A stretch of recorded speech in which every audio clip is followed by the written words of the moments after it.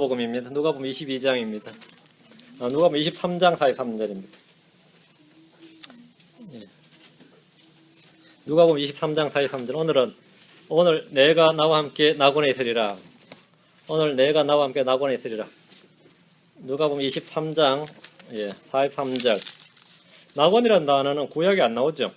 신약에서만 3번 나오는 단어입니다. 누가복음 23장 43절 다 같이 펴셨으면 같이 읽습니다. 워낙 유명한 구절이니까 42절부터 같이 읽읍시다.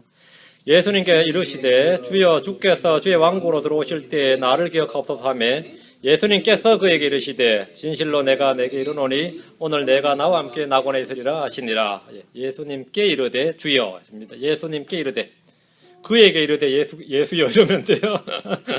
계획성경에 보면 그에게 이르되 예수여 했는데 그건 아무 의미가 없고 예수님께 이르되 주여 주께서 주의 왕국으로 들어오실 때 나를 기억하옵소서 하니 주님께서 진실로 내가 내게 이르노니 여기다 콤마입니다.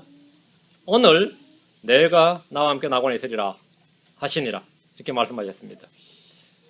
기도합시다. 주 하나님 아버지, 오늘도 주의 말씀을 풍성하게 허락해 주십시오. 늘 말씀으로 말씀하시는 주님, 이 성경 기록들을 성령을 통해서 저희 마음 가운데 좀 크고 강하게 또 임하게 하시고 말씀해 주시고 깨닫게 하시고 제가 말씀을 받아서 풍성해지도록 은혜 허락해 주시기를 간구합니다. 생명이 넘치고 은혜가 넘치고 주의 놀라움 경이로움이 속에 넘치게 하시고 주의 권능이 차고 넘치게 하여 주시기를 간구합니다. 말씀을 전하는 자 듣는 자가 함께 은혜 받게 하시고 모든 혼들이 크게 기뻐하고 또 놀라워하는 그런 시간이 되도록 인도해 주시옵소서. 감사를 드리며 주의 성기도 합니다. 아멘. 오늘 내가 나와 함께 낙원에 있으리라 했습니다. 그럼 오늘 죽는다는 말이죠. 오늘은 말씀 중에 낙원에 대해서 말씀을 좀 살펴보겠습니다. 이는 신약에서만 3번 나오는 단어입니다. 구약 성경에는 낙원이라는 말씀이 단 한 번도 나오지 않습니다. 그런데 여러분은 낙원이라는 단어를 많이 쓰죠. 에덴의 낙원 그러죠. 에덴의 동산이지 어떻게 에덴의 낙원이냐 그러면은 늘 쓰는 말인데 그죠? 아니면 지상낙원, 에덴의 낙원, 신낙원, 복낙원 낙원에 다 많이 들었을 겁니다. 낙원은 사람들이 이상향이란 뜻으로 많이 사용하는 그런 곳입니다. 에덴의 동산을 우리가 동산을 보자면 동산이 가을든이죠. 가을든, 정원. 에덴의 동산을 에덴의 낙원이라고 부릅니다. 왜 그러죠? 주님께서 성경에서 에덴의 낙원이라고 명시적으로 언급하지 않았음에도 불구하고 대부분의 기독교인들 에덴의 동산은 낙원이었다고 하면 거의 다 수긍합니다. 왜 그래요? 에덴의 동산이 낙원이 맞습니까? 그냥 에덴의 동산일 뿐이지 낙원은 아니다. 아니면 에덴의 동산은 낙원 맞다. 에덴이 낙원 맞다. 그럼 여러분 링크가 있을 거 아니에요? 그렇게 왜 부르는 링크가 있을 거죠? 에덴의 동산에 낙원에 뭐가 있었어요? 생명나무 실과가 있었죠. 계시록의 낙원에 뭐가 있죠? 생명나무 실과가 있죠. 그래서 이제 낙원이라 부르는구나 이렇게 부르는 거죠. 링크가 있죠. 또 하나 누가복음 16장에 나오는 아브라함의 품입니다. 아브라함의 품. 이것도 구약에 한 번도 안 나온 단어예요. 신약에 딱 한 번 나오는 단어인데 주님께서 그 말씀을 하셨어요. 딱 한 번만. 구약에 사무엘이 난 아브라함의 품이나라 그러지는 않았어요. 그런데 그건 구약에 안 나오는 단어예요. 신약에서도 사도들이 썼느냐 그것도 딱 한 번 나오는데 아브라함의 품입니다. 나사로가 죽자 천사가 그의 혼을 아브라함의 품으로 옮겼다 이렇게 기록되어 있습니다. 그렇죠? 아브라함의 품으로 옮겼다 이렇게 기록되어 있어요. 이 부분을 비유로 보는 학자나 목사들이나 크리스천들의 개념은 일단 완전히 무시하기로 하고 아브라함의 품은 구약 성도들이 죽으면 그 혼이 가는 것이고 안식과 위로의 장소입니다. 위치는 땅의 심장부에 있습니다. 신약 성도들이 죽으면 그 혼이 낙원으로 갑니다. 낙원의 위치는 셋째 하늘에 있습니다. 그렇죠? 셋째 하늘에 있어요. 아브라함의 품은 지하에 있고 구약 성도들의 혼은 죽어서 지하로 아브라함의 품으로 갔고 신약 성도는 죽어서 혼이 하늘의 셋째 하늘에 주와 함께 낙원으로 갑니다. 낙원이 셋째 하늘에 있어요. 그럼 오늘은 에덴의 동산, 에덴의 정원, 아브라함의 품, 셋째 하늘. 에덴의 동산은 지상에 있었어요. 아브라함의 품은 지하에 있습니다. 그렇죠? 사도 바울이 갔다는 낙원은 하늘에 있습니다. 지상, 지하, 낙원 3개입니다. 오늘 이 셋째 하늘에 있는 이 3가지, 이 본문을 중심으로 말씀을 풀어나갈 겁니다. 성경을 들고 진리를 찾고 한번 탐구해 봅시다. 우리가 무심코 간섭적으로 쓰는 말이 성경에 근거한 것인지 아니면 사람들의 전통에 근거한 것인지도 함께 공부합시다. 누가복음 23장 43절. 우리 주님께서 십자가 위에서 하신 말씀 중 하나가 옆에 있는 강도에게 하신 말씀입니다. 강도는 양옆에 둘이 있었는데, 두 명의 강도가 있었는데 한 명은 구원받고 한 명은 구원받지 못했습니다. 한 명은 낙원을 갔고 한 명은 지옥을 갔어요. 자, 이들은 주님과 함께 같은 장소에서 십자가에 못 박혔습니다. 사형집행일에 함께 죄수들 못 받는 관례에 따른 것이지만 이는 구약 성경의 예언의 성취이기도 합니다. 이사야 53장 12절에 이에 그가 자기 혼을 쏟아부어 죽기까지 하며 범법자들과 함께 계수되었기 때문이니라. 범법자들과 함께, 두 명의 강도죠. 그는 많은 사람들의 죄를 담당하였으며 범법자들을 위해 중보하였느니라는 말씀대로 주님은 범법자들과 함께 계수되었습니다. 십자가에 못 박힌 강도들은 처음에 주님을 비난하고 욕을 했습니다. 강력히 욕을 했어요. 마태복음 27장 44절에 그분과 함께 십자가에 못 박힌 강도들도 같은 말로 그분을 욕하더라 했어. 같은 말로 욕하더라. 그분을 욕하더라. 그런데 시간이 흐르면서 둘 중에 한 명이 심경의 변화를 일으켰고 예수님을 주요 그리스도로 믿고 그분을 시인하게 되었습니다. 그는 십자가에 못 박히신 예수님이 하신 말씀을 들었고 그 말씀을 믿고 받았습니다. 십자가 위에서 주님께서 가상칠언이라고 해서 7마디를 하셨는데 7말씀을 하셨는데 그 가상칠언을 가까이서 옆에서 직접 육성으로 들은 사람이 강도입니다. 믿음은 하나님의 말씀을 통해서 옵니다. 처음에 그분을 욕하던 강도들 중에 하나는 회개를 했습니다. 강도의 심경에 변화를 준 주님의 말씀은 미루어 짐작한데 그때 예수님께서 이르시되 아버지여 저들을 용서해 주옵소서 저들은 자기들이 하는 일을 알지 못하나이다 하시더라. 이 말씀일 겁니다. 죄인들을 위해 기도하고 용서하는 주님의 음성은 범죄자의 혼을 깨우고 마음의 회개를 유발했을 겁니다. 예수님을 욕하던 십자가에서 못 박힌 강도는 예수님께 이렇게 말을 합니다. 42절 예수님께 이르되 주여 주께서 주의 왕국으로 들어오실 때 나를 기억하옵소서 하매 강도는 예수님께 주여 주께서라고 했습니다. 개역성경에 기록된 대로 예수여라고 한 것이 아닙니다. 랍비여라고 한 것도 아니고 선생이여라고 한 것도 아닙니다. 주여 주께서 주의 왕국으로 이렇게 말했습니다. 예수님을 3번이나 주여라고 불렀습니다. 성경은 로마 10장 13절에 누구든지 주의 이름을 부르는 자는 구원을 받으리라 했습니다. 가룟 유다는 제자여 사도였지만 단 한 번도 예수님을 주여라고 부른 적이 없습니다. 선생이여라고 부른 적이 있지만 주여라고 부른 적이 없습니다.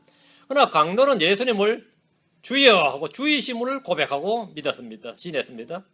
강도는 주께서 주의 왕국으로 들어오실 때라고 이렇게 말합니다. 그러니까 뭘 믿은 거죠? 하늘의 왕국을 믿은 거죠. 강도는 예수님께서 주이시며 하늘의 왕국을 세우실 왕이심을 믿었습니다. 십자가 아래에 있는 유대인들은 그가 왕이 아니라고 그분을 죽였는데 강도는 도리어 그분이 왕국을 세우실 왕이심을 알고 고백했습니다. 구약에서 사람들이 구원해달라고 하는 기도는 주로 전쟁이나 기근이나 역병이나 원수의 포로됨 등에서 재앙에서 자기 목숨을 건져달라는 것이 구원입니다. 나를 구원해 주소서 이 말은 뜻이 뭐죠? 십자가에서 나를 내려달라. 지금 안 죽게 해달라는 뜻이단 말이에요. 그런데 지금 강도는 전혀 자기의 육신의 목숨은 고려하지 않아요. 자신의 지금 십자가에 못 박힌 자기 육신의 죽음을, 자기 육신의 생명을 죽지 않도록 구원해달라는 것이 아니라 주님께서 주의 왕국으로 들어오실 때의 자신을 기억해달라 이렇게 했습니다. 부활신앙이죠. 부활신앙의 재림신앙이죠. 강도가 지금 이거 막 연타석을 날리는 거죠. 예수님을 주여라고 한 것만도 놀라운데 그 발언이 그저 진짜 뭐 연속해서 놀랄 노자예요. 놀랄 노자가 있나? 그런 단어 있어요. 그런 글자 있어요.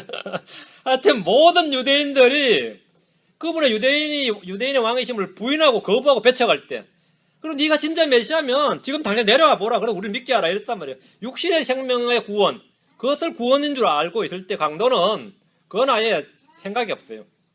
그분을 왕으로 인정하고 영접하고 오늘 이대로 죽는데 주님이 부활해서 장차 주님의 왕국으로 들어오실 때에 나를 기억해 달라는 거예요. 자신을 의인의 부활, 생명의 부활 속에 넣어달라는 겁니다.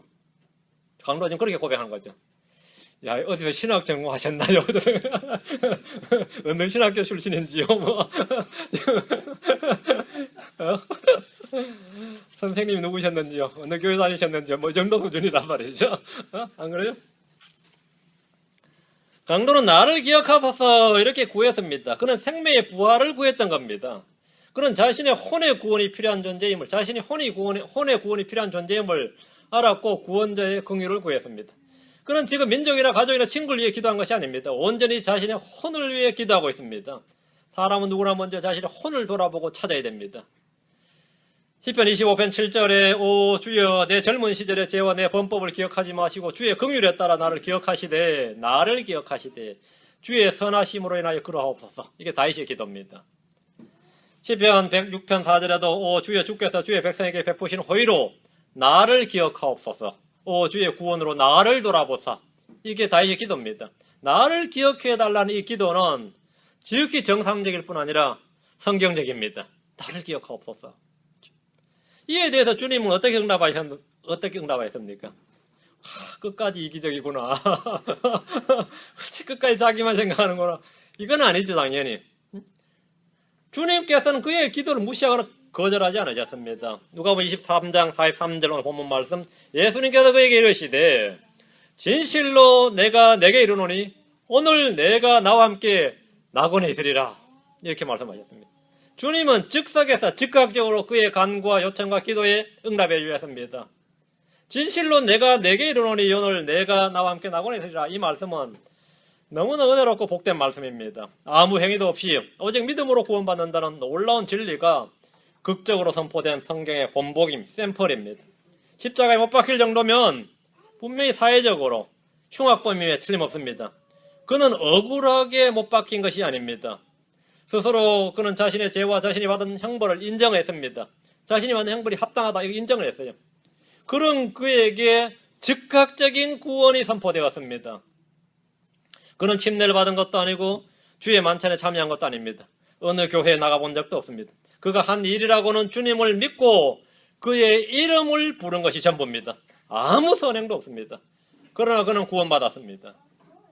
캐톨릭이 주장하는 것처럼 그는 연옥으로 간 것이 아니라 낙원으로 갔습니다. 이것은 우리 주님께서 직접 하신 말씀이며 성경의 기록입니다. 성경은 피할 수 없습니다.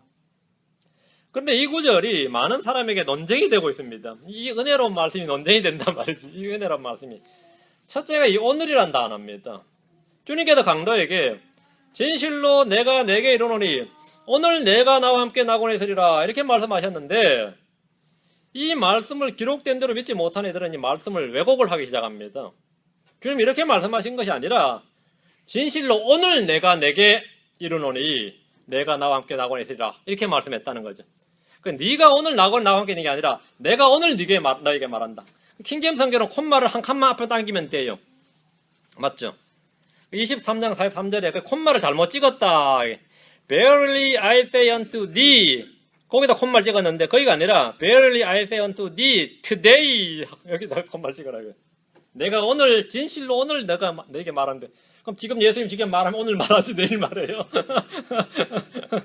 당연한 소리지. 그럼 오늘 말이지 내일 말하냐고. 응? 오늘 내가 내게 말하노니 이랬다는 거예요. 그러니까 주로 안식교 몰몬교도에서 하는 주장입니다. 왜? 오늘 낙원에 함께 있다는 게 말이 되냐는 거죠. 그러니까 그건 말이 안 되니까 오늘을 당기는 거죠. 킹제임스 성경에서 콤마의 위치를 잘못 찍었다는 주장입니다. 네가 잘못 찍었다 이거죠. 네 머리가 지금 잘못 찍힌 거예요.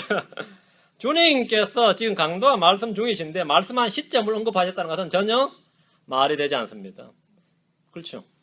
주님이 강도가 어제 말하셨던 것도 아니고 내일 말할 것도 아니고 당연히 오늘인데 오늘 내가 내게 말하노니라고 했다는 주장을 합니다. 자신의 오류를 입증하기 위해서 성경을 오류라고 주장하는 주장은 아주 사악하고 마귀적인 겁니다. 뭐 이해는 가요. 자기들 교리를 수호하기 위해서. 이해는 되죠. 교리를 수호하기 위해서. 두 번째, 이 오늘이란 말은 하나님의 영원한 현재성을 드러내는 말이다. 이게 신학적인 말이죠. 이건 뭐냐? 하나님께서는 항상 오늘이기 때문에 하나님의 영원한 현재성을 드러내는 말로서 예수님은 영원 전부터 아들이 되신다는 것으로 켈빈주의자들의 주장입니다. Eternity Sonship 하면서 항상 주님은 오늘이시다. 그래서 주님께서 오늘 할 때 오늘은 특정 오늘 today, 특정한 한날을 말씀하셨지 영혼 속에서 뭐 아들을 낳으셨다 뭐 그런 말씀은 아닙니다. 단연히 뭐 쓸데없는 소리고요. 셋째는 이 오늘이란 말이 주님이 부활한 날이란 겁니다. 오늘이란 말이 이 주장은 이 암스트롱파라고 불리는 미국 이단교에서 주장한 것으로 아버지 아들이 연속으로 지금도 그 교회 주장인데 예수님께서 부활하신 날이 하나님께서 그분을 낳은 날이라는 겁니다. 그 오늘이란 건데 여기서 모든 크리스천은 죽고 나서 부활한 날이 비로소 하나님 아들로 태어난 날이라는 주장을 합니다. 주님은 자신이 죽는 날과 부활한 날을 정확히 알고 계셨습니다.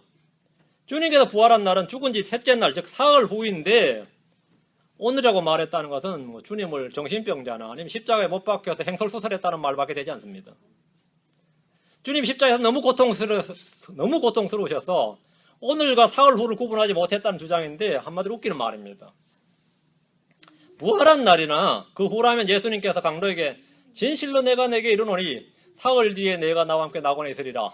사흘 뒤에 보자. 뭐 이랬을 거죠. 주님께서 제자들에게나 유대인들에게나 언제나 부활의 날을 셋째 날, 사흘 후라고 하셨습니다. 주님이 부활하신 날은 복음서나 사도행전이나 서신서나 어디서나 모두 셋째 날입니다. 셋째 날. 근데 예단들은 물론이고 킹제임스 성경 신자들에도 퍼져 있는 이 날은 오늘은 부활의 날이라는 주장에 대해 좀 살펴보겠습니다. 시편 2편 7절, 히브리서 1장 5절 6절. 여러분 지금부터 이제 성경을 탐구 정신을 가지고 말씀을 쫙쫙 이제 살펴보시기 바랍니다. 시편 2편 7절. 내가 칙령을 밝히 보이리라. 주께서 내게 이르시되 너는 내 아들이라. 이날 내가 너를 낳았도다. 이날 this day. 이날 내가 너를 낳았도다. 이날. 하나님께서 어느 한 날에 친히 한 아들을 낳으신다고 말씀하셨습니다. 아들을 낳으시겠다요.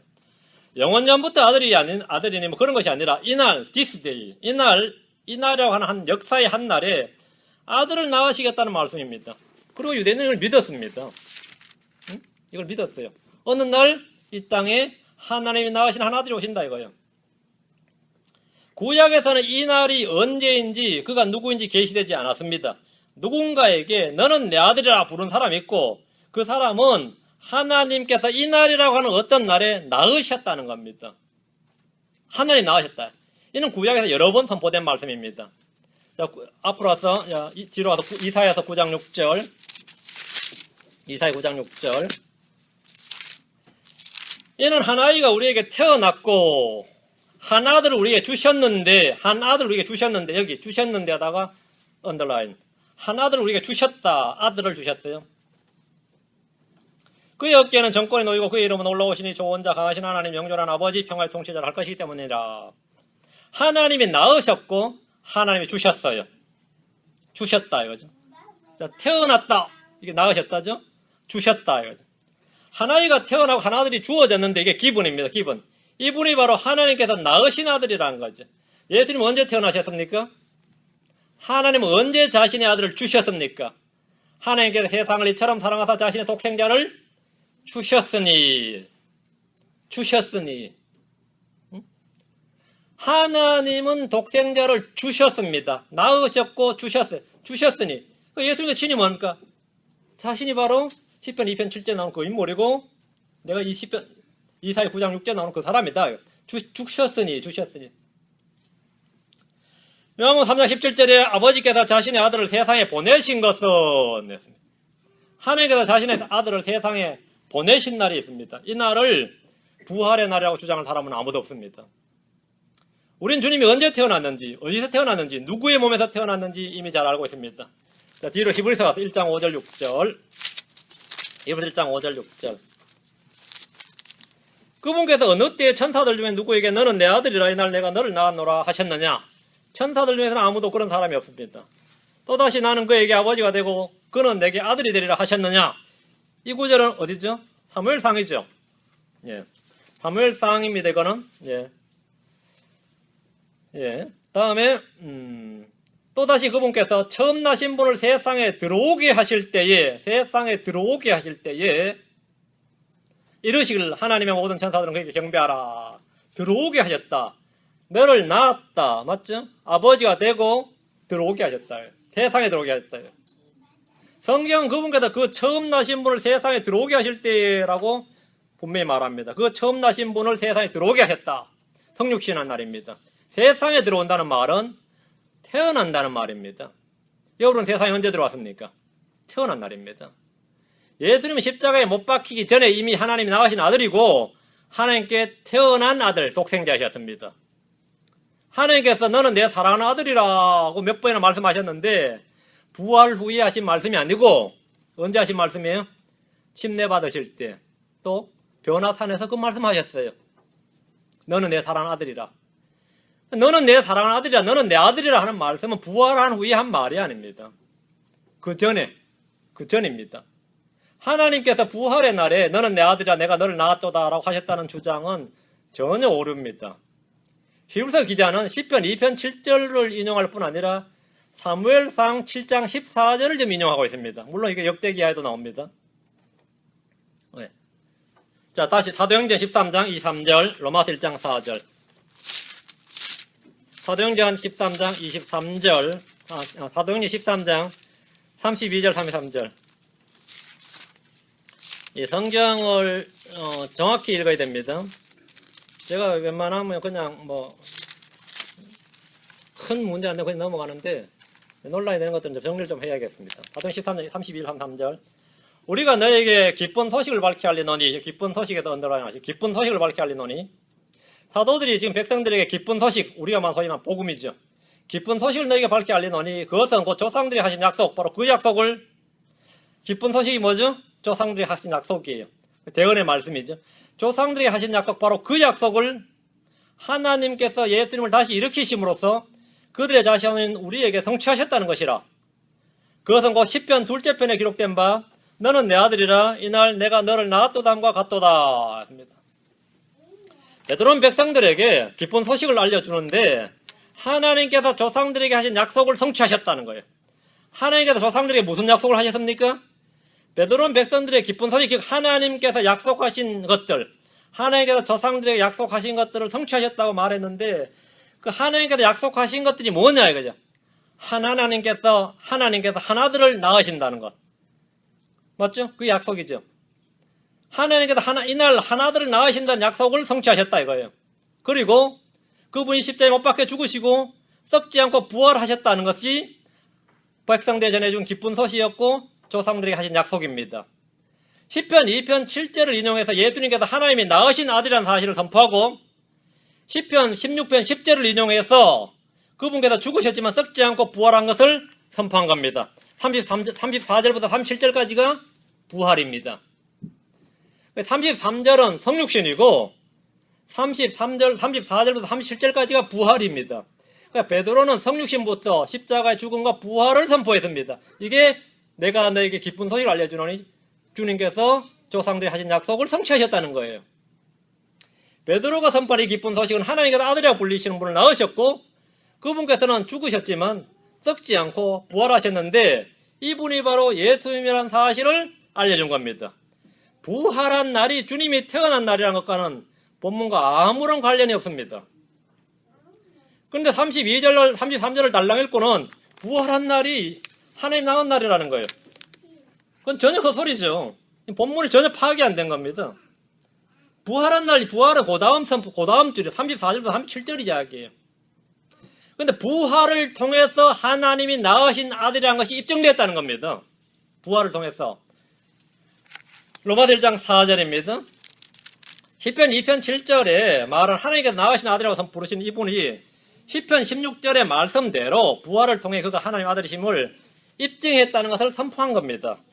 예수님께서 하나님이 낳으신 아들이라는 확실한 증거는 죽음으로서 사실은 무효가 되어버린 거죠. 그러나 부활을 통해 입증이 되어버린 겁니다. 부활을 통해서. 그가 단지 사람이 아니라 시편 2편 7절에서 말씀하신 하나님의 아들이냐, 하나님이 낳으신 아들이라, 이건 어떻게 증거가 되느냐는 것은 부활을 통해서만 증거가 된다 이거예요. 이게 바로 로마서 1장 4절입니다. 거룩함의 영으로는 죽은 자들로부터 부활하심으로써 하나님의 아들로 권능 있게 밝히 드러나셨느니라. 하나님의 아들이신 것은 본래였고 밝히 드러나신 것은 뭐라고요? 부활한 날이라고요. 부활한 날이라고요. 주님은 공생의 사역 기간 동안에 자신이 하나님이 낳으신 아들이심을 선포하셨고 증거하셨습니다. 그런데 십자가에서 죽으셨습니다. 죽음으로 모든 것이 끝나버리고 묻혀버리게 되었습니다. 부활로 말미암아 그분의 선포는 거짓이 아니라 사실임이 권능 있게 밝히 드러났습니다. 예수님이 부활한 날 하나님의 아들로 태어난 것이 아닙니다. 예수님께서 부활한 날 하나님의 아들로 권능 있게 밝히 드러나셨습니다. 부활한 날은 그분이 하나님께 태어난 날이 아니라 하나님의 아들로 드러나신 날입니다. 부활보다 더 큰 표적과 더 큰 권능은 없습니다. 부활이야말로 예수님께서 시편 2편 7절에서 하나님께서 친히 너는 내 아들이라 이날 내가 너를 낳았도다란 말씀이 하나님의 아들, 하나님께서 하신 약속의 성취임을 입증하는 겁니다. 이 말씀이 좋을지 왜 이날하고 연관이 돼야 돼? 부활한 날이 이날이란 말이 왜 나오냐? 성경을 제대로 안 읽어서 그래요. 넷째는 다시 누가복음 갑니다. 오늘은 은혜의 시대, 즉 구원의 날들을 가리킨다는 말이에요. 이날 오늘이란 말이 꼭 투데이가 오늘이 게 아니라 이날은 오늘 말 그대로 인디지 때 이렇게 이것도 십자가 강도에게 적용할 구절들은 아닙니다. 자, 히브리서 3장 7절 13절입니다. 이제 이걸 여기에 연결시키는 거죠. 거의 성경을 연결시키면 말이죠. 다 말이 됩니다. 그래서 이 성경으로 뭐든 해내는 겁니다. 히브리서 3장 7절 13절 그러므로 성령님께서 이러시기를 오늘 너희가 그분의 음성을 듣거든. 여기 오늘 너희가 그분의 음성을 듣거든. 오늘 했죠. 오늘 너희가 그분의 음성을 듣거든. 이거는 시편 2편 7절 인용이 아니고 시편 95편 7절을 인용한 겁니다. 시편 95편 이야기예요. 다시 히브리서 3장 13절 아직 오늘이라 불리는 때에 서로 날마다 권면하여 너희 중에 아무도 죄의 속임수를 통해 강팍하게 되지 않도록 아니하도록 하라. 오늘이라 오늘 여기서 오늘은 현재를 말합니다. 어제도 아니고 내일도 아닙니다. 주의 음성을 듣는 날이 오늘이다 말이죠. 오늘은 그냥 말 그대로 오늘인데 주님께서 부활하신 그날을 말한 건 아닙니다. 지금 바로 은혜의 시대를 말합니다. 오늘이라 불리는 날은 지금 현재 복음이 선포되는 날이다 말이죠. 자, 오늘이란 말은 오늘 24시간, 오늘 하루란 뜻이 아니라 이 현 세대를 말하는 것이다. 이와 비슷한 용례는 성경에 좀 나옵니다. 지금이란 말이 대표적인데 주님께서 사마리아 여인에게 그러나 참되게 경배하는 자들이 영과 진리로 아버지께 경배할 때가 오나니고 지금이라.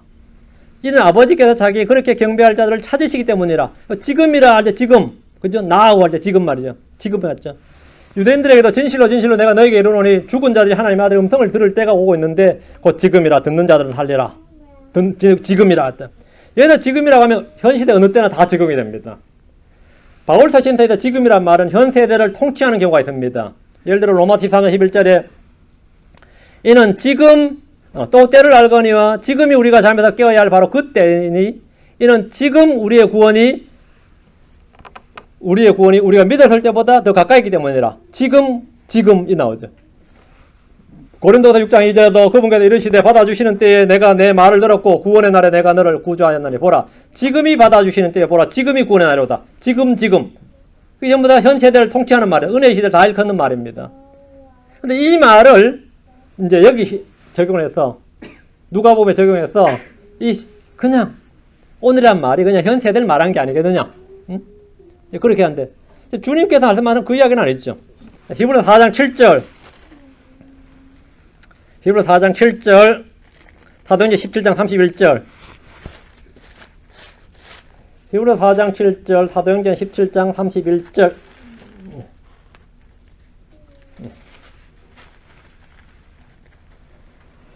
또다시 그렇게 오랜 시간이 지난 뒤에 그분께서 다윗에게 그래서 오늘이라 말씀하시며 어떤 날을 한정하시나니 여기 어떤 날을 한정하시나니 여기다가 언더라인 어떤 날을 한정하시나니 그것은 곧 오늘 너희가 그분의 음성을 듣거든 오늘 그분의 음성을 듣거든 너희의 마음을 강팍하게 하지 말라 하고 말씀하신 바와 같도다. 여기서 어떤 날을 한정하시나니 할 때 어떤 날은 부활의 날이 아닙니다. 본문을 보세요. 시편 2편 7절 인용이 아니라 시편 95편 7절을 인용한 겁니다. 주님이 부활하신 날을 말하지 않습니다. 그렇게 연결하면 안 됩니다. 본문에서 말하는 오늘은 광야의 때가 아니라 미래의 어느 기간을 말하는 겁니다. 주님께서 다윗에게 그래서 오늘이라 말씀하심이 어떤 날을 appoint가 아니고 한정하시나니 limited입니다. limited 어떤 날을 지정하신 것이 아니라 어떤 날을 한정하셨습니다. 기간을 말합니다. 은혜의 세대, 구원의 날을 말합니다. 이 날은 주님이 교회를 데리러 가시는 날이 즉 대환란 전까지입니다. 시편 95편 7절 8절에 말한 오늘이라 말씀하신 어떤 날은 히브리서에 정확하게 해석되어 있습니다. 사도행 17장 31절 앞으로 갑니다. 이는 그분께서 한날을 정하사 그날에 자신이 정하신 그 사람을 통하여 세상을 의로 심판하실 터이기 때문이라. 그분께서 그 사람을 죽은 자들로부터 살리심으로써 모든 사람들에게 그 일에 대한 확신을 주셨느니라. 하나님께서 그날에 한날을 정하사 그날에 자신이 정하신 그 사람을 통하여 세상을 의로 심판하신다. 그렇죠? 여기서는 한정이 아니라 지정하셨다. 포인트죠. 지정하셨다. 지정입니다. 이 날은 주님이 부활하신 날이 아니라 심판하시는 날입니다. 기간이 아니라 문자 그대로 주님이 비정하신 한 날, 하루입니다. 심판의 날입니다. 이 사회에서 우리는 이 날, 지금, 오늘이라 불리는 날들에 대해서 살펴봤습니다. 하나님께서 한 아들을 낳으시고 주신 날은 그분께서 세상에 들어오신 날입니다. 즉 성육신의 날입니다. 부활하신 날이 아닙니다. 사도행전 13장 33절에서 베드로가 부활을 증언하면서 시편 2편 7절을 인용한 것은 그가 태어난 날을 증언하는 것이 아니라 그분의 부활을 통해서 주님께서 오늘 내가 너를 낳았도다 라고 하신 말씀대로 하나님께서 낳았다고 선포하신 아들, 즉 독생자를 예수님께서 부활을 통해 입증하셨다. 이걸 선포한 겁니다.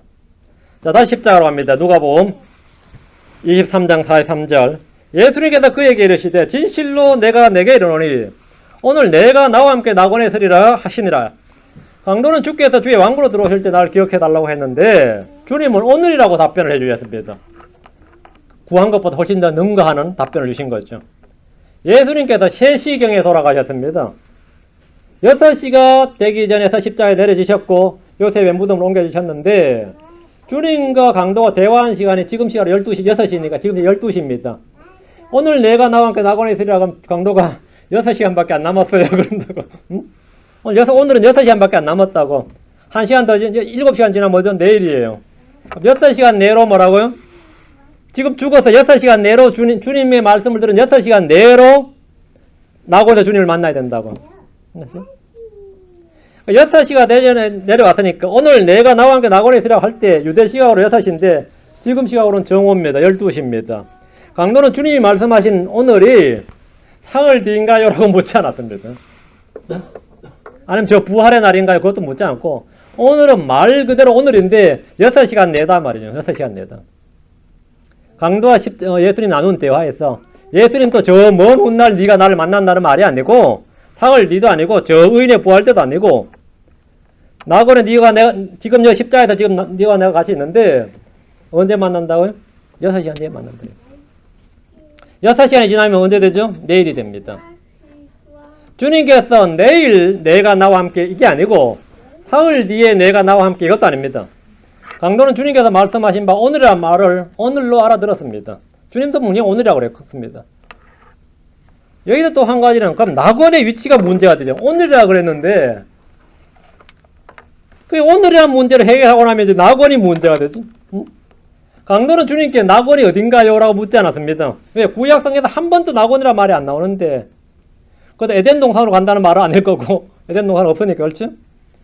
구약성경에 낙원이라는 말이 한 번도 안 나옵니다. 그래도 불구하고 강도는 물론이고 당대 유대인들 중에서 낙원이 무엇인지 낙원이 어디인지 모르는 아무도 없었습니다.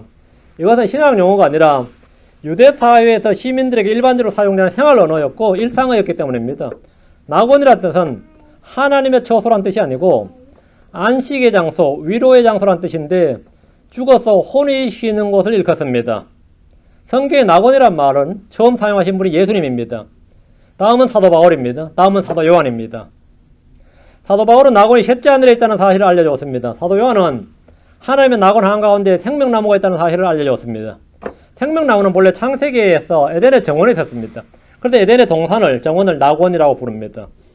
낙원이라는 이 패러다이스라는 영어 단어는, 이 킹제임스 영어도 패러다이스는 페르시아어에서 나왔는데 히브리어로 페르시아어 말고 히브리어로 가든이라는 뜻입니다. 정원이라는 뜻이에요. 에덴의 정원이라는 뜻입니다. 그래서 우리가 에덴의 낙원이라고 부르는 겁니다.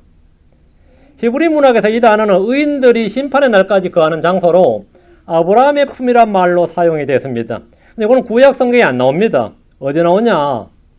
히브리 랍비들의 문학이나 탈무드 이런 데 나옵니다. 예수님께서 십자가에서 회개한 강도, 자신을 주라 부른 강도에게 오늘 내가 나와 함께 낙원에 있으리라 이렇게 하셨는데, 물론 그날 십자가에 못 박힌 강도나 예수님 몸은 땅에 있었죠. 둘 다. 주님께서 말씀하신 것은 몸이 아니라 혼이었습니다. 강도는 십자가에서 못 박힌 그날 주님과 함께 낙원에 있었습니다. 그 장소는 아브라함의 품이었습니다. 강도는 십자가에서 못 박힌 그날 아브라함의 품으로 갔어요. 주님은 땅의 심장부에 의인의 혼이 가는 곳이 있고 악인의 혼이 가는 곳이 있다고 하셨습니다. 그 사이에 깊은 구렁이 있음을 말씀해 주셨는데, 의인의 혼이 가는 곳을 아브라함의 품이라고 부르셨습니다. 근데 이 역시 구약 성경에 한 번도 안 나오는 말씀입니다. 아브라함의 품이란 말은 당대 유대사회에 쓰는 일상언어로 낙원과 동의어였습니다. 이건 구약 성경에 나오진 않는데 랍비 문학이나 글에는 흔히 등장하는 표현이고, 주님께서 그 단어를 사용해서 유대인들에게 부자와 나사로의 사건을 말씀해 주셨습니다. 주님께서 너희가 말하는 아브라함의 품이란 것은 없다. 그건 사람들이 지어낸 말이다. 성경에 없는 말이다. 이래보면 간단한데, 그게 아니라 너희들이 지금 쓰고 있는 아브라함의 품이란 것이 뭔가를 그냥 말씀해 그걸 인정하시고, 의인의 혼이 죽어서 쉼을 얻는 장소, 위로를 얻는 장소라고 그 말을 사용하시고 그냥 쓰셨습니다. 성경에서 그대로. 지옥이나 깊은 구덩이는 이미 구약 성경에서 자주 나온 말씀이고, 그 장소에 대해서는 별로 이론의 여지가 전혀 없이 수용이 되고요. 주님께서 회개한 강도에게 하신 말씀을 통해서 아브라함의 품을 낙원으로 말씀하셨다고 알게 되는 겁니다. 이제 다시 말씀에 주목하십시오. 주님께서 십자가에서 강도에게 진실로 내가 내게 이르노니 오늘 내가 나와 함께 아브라함의 품에 있으리라 이렇게 하지 않고 낙원에 있으리라 이렇게 말씀하셨습니다. 아브라함의 품에 있으리라 해버리면 아주 간단하죠. 뭐 놀라야 될 것도 없죠. 그럼 우리는 어떻게 생각하는 거죠? 아브라함의 품과 낙원은 다르구나 이렇게 됐죠. 아브라함의 품에 있으리라 이래버리면, 그건 낙원에 있으리라 이래버리면 같은 거구나 이렇게 알게 되는 거죠. 성경을 달리 말할 때는 진리를 가르쳐 주는 겁니다. 그리고 주님께서 십자가에서 피 흘리고 죽은 이유는 신약입니다. 십자가 이후부터는. 그때부터 이제 지하가 아니라 그 이후 성도들은 뭡니까? 낙원으로 가야 된다. 이게 이제 진리죠. 주님께서 아브라함의 품이 낙원을 증거하시면서 미래지향적으로 말씀하신 거죠. 자, 고린도후서 12장 4절입니다. 고린도후서 12장 4절. 고린도후서 12장 4절. 그가 낙원으로 채에 올라가서 말할 수 없는 말을 들었는데, 자, 잘 보세요. 그가 낙원으로 채에 올라가서, 채에 올라갔어. 2절에 보면 그 사람은 14년 전에 셋째 하늘로 채에 올라갔느니라 했습니다. 셋째 하늘 나오고 4절에 낙원이 나옵니다. 낙원은 셋째 하늘에 있다고 말합니다.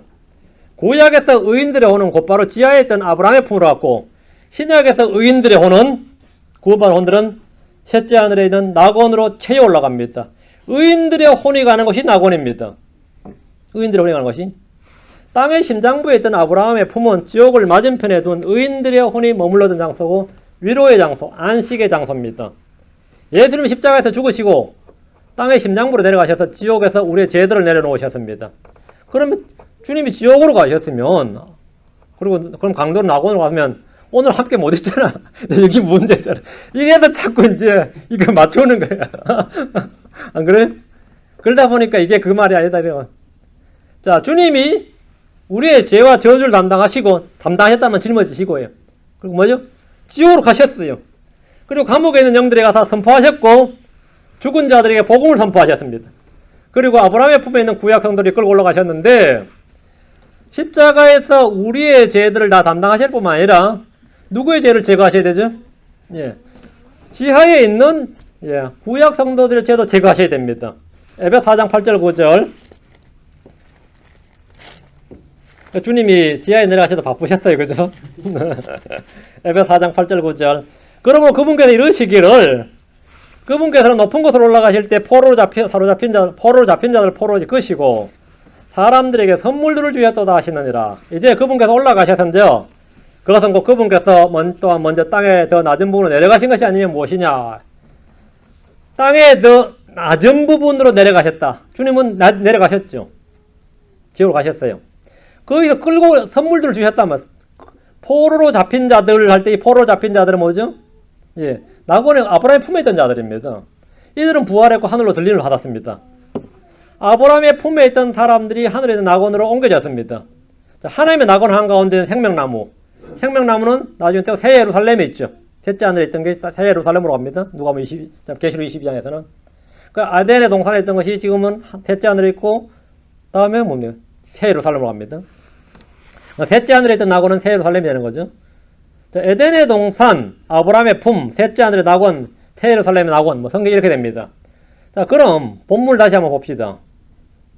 예수님과 십자가의 강도는 오늘이라고 하는 바로 그날에 낙원에 함께 있을 것이라고 주님 말씀하셨습니다. 오늘이라고 하는 바로 그날에. 그날 십자가에서 함께 죽었습니다. 강도의 몸이 문자 그대로 그리스도와 함께 십자가에 못 박혀 죽은 그날 그의 혼이 낙원에 있게 됩니다. 그날 예수님의 혼은 인류의 죄와 저주를 담당하신 데 지옥으로 내려가셔야 됩니다. 그날 강도는 아브라함의 품으로 갔습니다. 분명하죠? 오늘은 오늘날을 일컫는 현재도 아니고 사흘 후 부활한 날도 아니고 말씀하신 시점, 오늘 말하노니 그것도 아닙니다. 주님께서 오늘이라고 말씀하신 날은 죽으신 바로 그날입니다. 주님이 십자가에서 죽으셔서 우리의 모든 죄와 저주를 담당하시고 지옥에 갔다가 그날 곧바로 아브라함의 품으로 가셨습니다. 거기서 의인들의 영을 완전하게 하십니다. 아브라함의 품에 있던 의인들의 죄는 짐승의 피로 용서받았고 덮였지만 깨끗해지지 않았습니다. 주님께서 이 땅 위에 산 사람들의 죄와 저주만 해결하신 것이 아니라 이미 죽어서 지하에 있는 혼들의 죄를 깨끗하게 제거하셨습니다. 강도는 십자가에서 죽은 지 며칠 만에가 아니라 몇 시간 만에 아브라함의 품에서 주님을 만났습니다. 그리고 셋째 날 모두 부활했고 들림을 받아서 하늘의 낙원으로 옮겨졌습니다. 성경 문자 그대로 사실입니다. 우리 문자 그대로 믿고 이해하면 됩니다. 단어를 따로 재정의할 필요가 없습니다. 주님께서 평범한 일상언어로 성경을 기록해 두셨고 그 말씀하신 그대로 믿는 것이 지극히 평범한 믿음입니다. 많은 신자들이 선한 뜻으로 주의 말씀을 변기하는 것을 봅니다. 선한 뜻으로. 이단들을 논박하기 위해서 말씀을 왜곡하기도 하고 이단들로부터 자신의 믿음을 방어하기 위해서 말씀을 바꾸기도 합니다. 그럼 옳은 방법은 아닙니다. 이해되지 않는 구절을 해석하기 위해서 이해되지 않는 구절을 이해하기 위해서 말씀을 슬쩍 고치기도 합니다. 이는 오류며 오해입니다. 주님은 십자가 위에서 강도에게 하신 말씀대로 죽으신 그날에 낙원의 강도와 함께 있었습니다. 얼마나 있었는지 몰라 분명히 있었습니다. 분명히 있었어요. 그것이 성경 말씀입니다. 몇 시간을 있었든지 몇 분을 있었든지 하여튼 그날 있었습니다. 강도에. 주님께서 십자가 위에서 강도에게 이 말씀을 하심으로 인류의 모든 사람은 회개한 죄인, 믿음으로 죽는 죄인은 사흘 후나 부활의 날이 아니고 먼 미래의 어떤 날이 아니고 어떤 특정한 날이 아니라 죽은 바로 그날, 육신의 숨이 멎는 바로 그날 혼이 낙원에 가게 된다는 사실입니다. 이것이 지금 이 핵심입니다. 며칠간 어딘가 다른 장소에 머문 것도 아니고 먼 훗날까지 혼의 수면이 취하는 것도 아니고 여러 개 가 있는 것도 아니고 그날 바로 그날에 최소한 몇 시간 이내로 옮겨집니다. 바로 죽은 몇 시간 이내로. 사람은 시체를 영안실에 사흘도 두고 나흘도 둘 수 있지만 혼은 3일 4일 못 둡니다. 바로 그날에 오늘 할 때 항상 오늘은 바로 그날입니다. 아, 지금 11시 59분에 숨이 멈췄는데 1분만 지나면 내일입니다, 주님. 그럼 24시간 이내로 갑니다. 투데이. 24시간 이내로 하늘로 갑니다. 천사가 옮기든 누가 옮기든 갑니다. 오늘 내가 나와 함께 낙원에 있으리란 말은 즉각성을 말합니다. 즉각성을 말합니다. 주님은 십자가에서 피를 흘려 죽으심으로써 믿는 성도들의 혼에 가는 것이 이제 구약처럼 아브라함의 품 그 지하가 아니라 모두 하늘로 간다는 사실을 진리를 신약에서 계시해 주신 것입니다. 그리고 그 낙원이라는 것이 어딘지를 사도 바울을 통해서 셋째 하늘이다. 구약성이 세대가 바뀌었다고 가르쳐 주는 거죠. 이제 의인들이 오는 아브라함의 품 지하가 아니라 주와 함께 위로 간다. 위에 셋째 하늘에 낙원으로 간다 이거죠.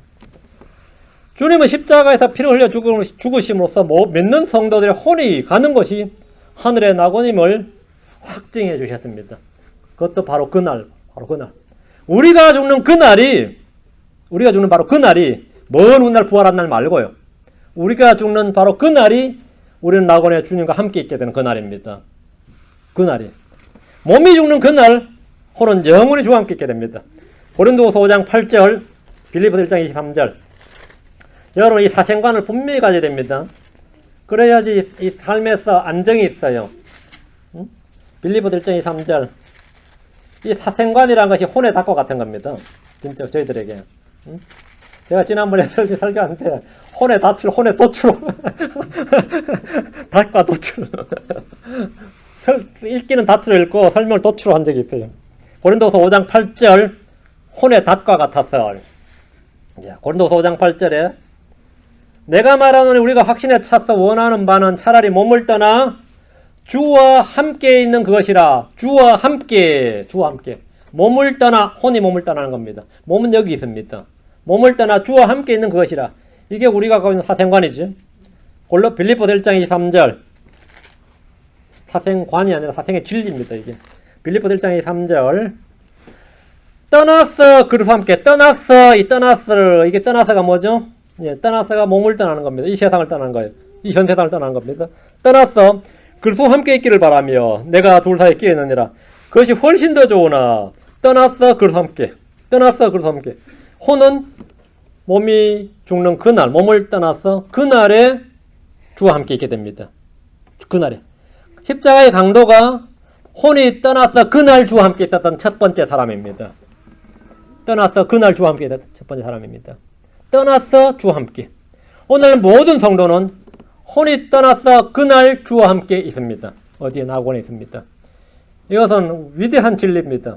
이 위대한 진리가 논쟁의 논란거리가 되지 않도록 하시고 주의 말씀에 아주 복된 소망을 가지고 이 말씀의 은혜를 여러분이 많이 누렸으면 좋겠습니다. 우리는 절대로 부활의 그날에 다시 태어난 것이 아닙니다. 주님을 영접한 날 우리의 영은 다시 태어나고 주와 함께 있는 그날은 언제냐? 혼이 떠나는 오늘입니다. 내가 오늘 나와 함께 나고 있으리라. 그래서 모든 신약 성도들에게 예외 없이 다 적용됩니다. 내가 오늘 나와 함께 나고 있으리라.